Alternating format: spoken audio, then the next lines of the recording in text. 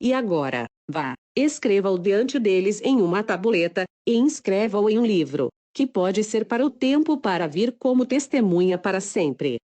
Isaías 30:8 Quero expressar o meu sincero apreço às centenas de homens e mulheres que escrevem-me, contando-me de seu uso da imaginação para criar o bem maior para outros, bem como para si próprios. Que possamos ser encorajados mutuamente pelos fé. Uma fé que era leal à realidade invisível de seus atos imaginários. A limitação do espaço não permite a publicação de todas as histórias neste volume. Na tarefa difícil de selecionar e organizar este material, Ruth Messenger e Juliane Brainard têm sido de inestimável ajuda. Capítulo 1 A lei A imaginação cria a realidade. O homem é toda a imaginação. Deus é homem e existe em nos e nós nele. O eterno corpo do homem é a imaginação, isto é, Deus. Ele mesmo Black. O propósito da primeira parte deste livro é mostrar, através de histórias verdadeiras reais, como a imaginação cria a realidade. A ciência progride por meio de hipóteses tentativamente testado e depois aceito ou rejeitado de acordo com os fatos da experiência ou afirmam que imaginar cria a realidade. Não precisa de mais consideração do que é permitido por ciência. Ele prova-se em desempenho. O mundo em que vivemos é um mundo de imaginação. De fato, a própria vida é uma atividade para Black, escreveu o professor Morrison da Universidade de St. Andrews. O mundo se origina em uma atividade divina idêntica ao que sabemos nós mesmos como atividade da imaginação, sendo sua tarefa abrir os olhos imortais de homem para dentro dos mundos do pensamento, para a eternidade, sempre em expansão no seio Deus, a imaginação humana. Nada aparece ou continua a ser por um poder próprio. Os eventos acontecem porque atividades imaginal comparativamente estáveis as criaram e continuam sendo apenas desde que recebam tal apoio. O segredo da imaginação, escreve Douglas Fawcett, é o maior de todos os problemas para a solução de que o místico aspira. Poder supremo, sabedoria suprema, prazer supremo encontram-se na solução distante deste mistério. Quando o homem resolve o mistério da imaginação, ele descobrirá o segredo da causação, e que, imaginação cria a realidade. Portanto, o homem que está ciente de o que ele está imaginando sabe o que está criando. Percebe cada vez mais que o drama da vida é imaginal, não físico. Toda atividade está no fundo imaginal. A desperta imaginação funciona com um propósito. Ele cria e conserva o desejável, e transforma ou destrói o indesejável. A imaginação divina e a imaginação humana não são duas potências, mas uma só. A distinção válida que existe entre os dois aparentes não está na substância com que operam, mas no grau de intensidade do próprio poder operante. Atuando em alta tensão, um ato imaginal é um fato objetivo imediato. Cade Low, um imaginário ato é realizado em um processo de tempo. Mas, se a imaginação é alta ou baixa, é a realidade final, essencialmente não objetiva, da qual os objetos são derramados como fantasias repentinas. Nenhum objeto é independente de imaginar em algum nível ou níveis. Tudo no mundo deve seu caráter à imaginação em um de seus vários níveis. A realidade objetiva, escreve Fichte, é produzida somente pela imaginação. Objetos parecem tão independentes da nossa percepção deles que nos inclinamos a esquecer que eles devem sua origem à imaginação. O mundo em que vivemos é um mundo de imaginação, e homem, através de suas atividades imaginárias, cria as realidades e as circunstâncias vida. Isso ele faz, consciente ou inconscientemente. Os homens prestam pouca atenção a este presente inestimável, a imaginação humana, e um presente é praticamente inexistente a menos que haja uma posse consciente e prontidão para usá-lo. Todos os homens possuem o poder de criar a realidade, mas este poder dorme como se estivesse morto, quando não conscientemente exercido. Os homens vivem no coração de criação, a imaginação humana, ainda não são mais sábios para o que acontece nela. O futuro não será fundamentalmente diferente das atividades imaginárias do homem.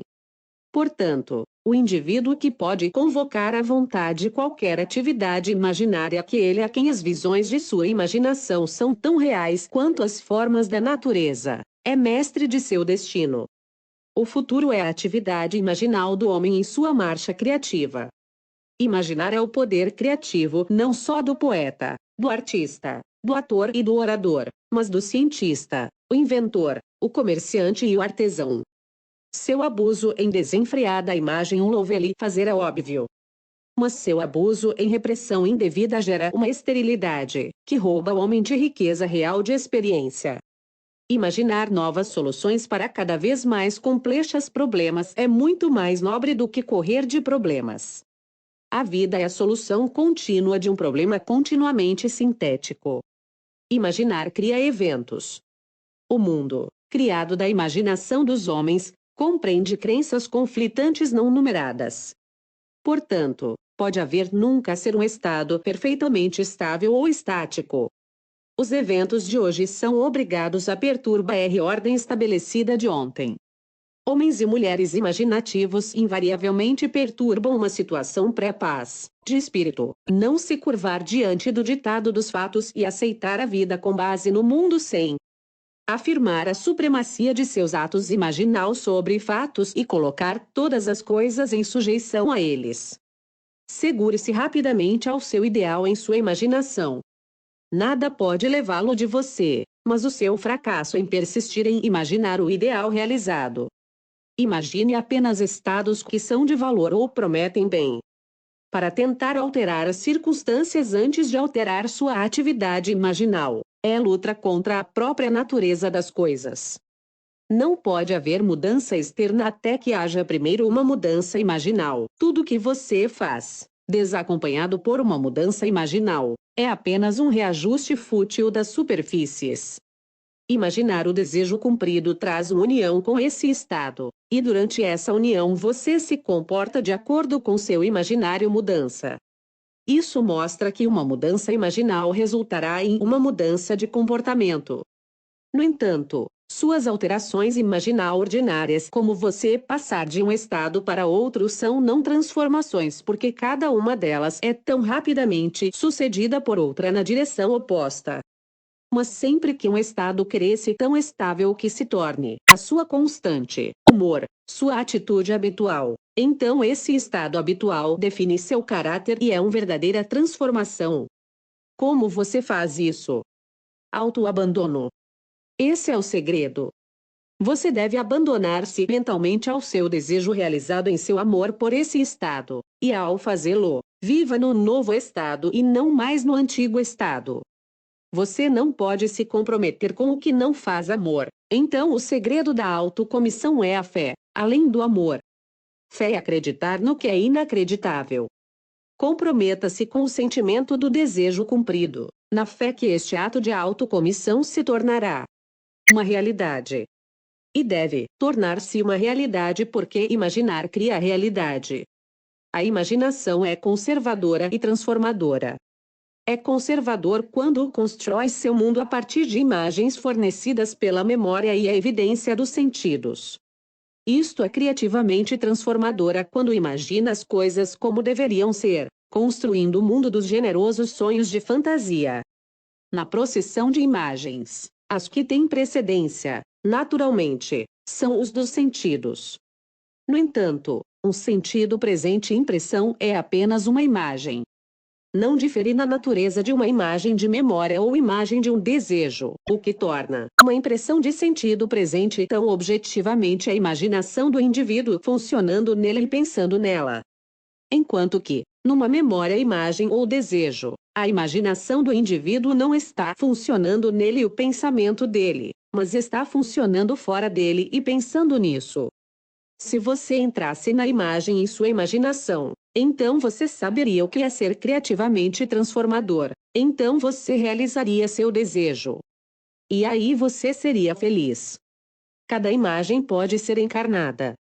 Mas, a menos que você, imagem e pensar dela, é incapaz de nascer. Portanto, é o auge da loucura. Esperam que o desejo seja realizado pela mera passagem do tempo. o que requer ocupação imaginativa para produzir seu efeito. Obviamente não pode ser ocupação. Você não pode estar em uma imagem e não sofrer as consequências de não estar em outro. A imaginação é a sensação espiritual. Digite a imagem do desejo cumprido. Em seguida, dar-lhe vivacidade sensorial e tons da realidade agindo mentalmente como você agiria se fosse fatos físicos. Agora, isso é o que eu quero dizer com sensação espiritual.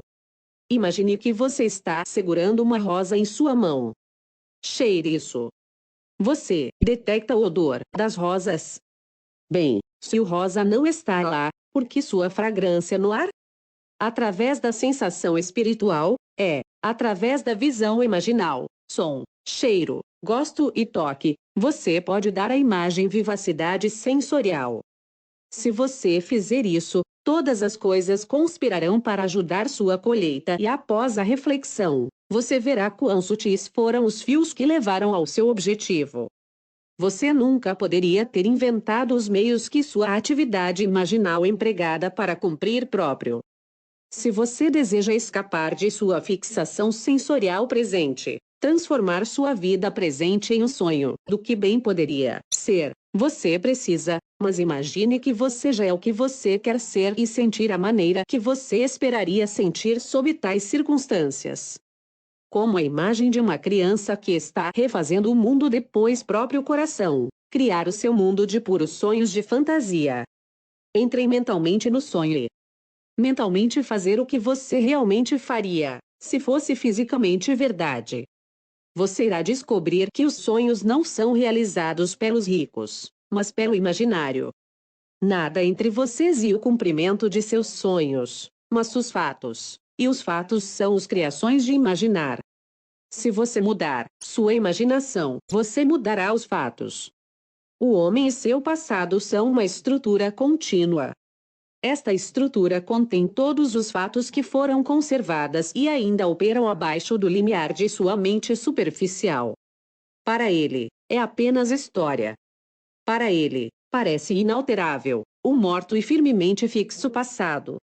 Mas para si mesmo, é viver, faz parte da era viva. Ele não pode deixar para trás os erros do passado, pois nada desaparece. Tudo que foi ainda é em existência. O passado ainda existe e ainda dá, seus resultados. O homem deve voltem para a memória, busquem e destruam as causas do mal, por muito longe que estejam. Isto vai para o passado e repliem uma cena do passado na imaginação como deveria foram jogados pela primeira vez. Eu chamo de revisão, e a revisão resulta em revogação. Mudar sua vida significa mudar o passado. As causas de qualquer mal presente são as cenas não revistas do passado. O passado e o presente constituem a estrutura homem. Eles estão carregando todo o seu conteúdo com ele. Qualquer alteração de conteúdo em uma alteração no presente e no futuro. Viver nobremente, para que a mente possa armazenar um passado digno de recordar. Se você não conseguir então, lembre-se, o primeiro ato de correção ou cura é sempre revisar. Se o passado é recriado no presente, assim o passado revisto será recriado no presente, ou então reclamação. Embora os vossos pecados sejam como a escarlata, eles serão brancos como a neve, é uma mentira. E não é mentira. O propósito do comentário da história que se segue é ligar tão brevemente como possível os temas distintos, mas nunca desconectados, dos 14 capítulos em que eu dividi a primeira parte deste livro. Servirá, espero, como um fio de coerente, que liga o todo à prova de sua afirmação. Imaginação cria realidade. Fazer tal reivindicação é feito facilmente. Para prová-lo na experiência dos outros é mais severo para animá-lo a usar a lei construtivamente em sua própria vida. Esse é o objetivo deste livro.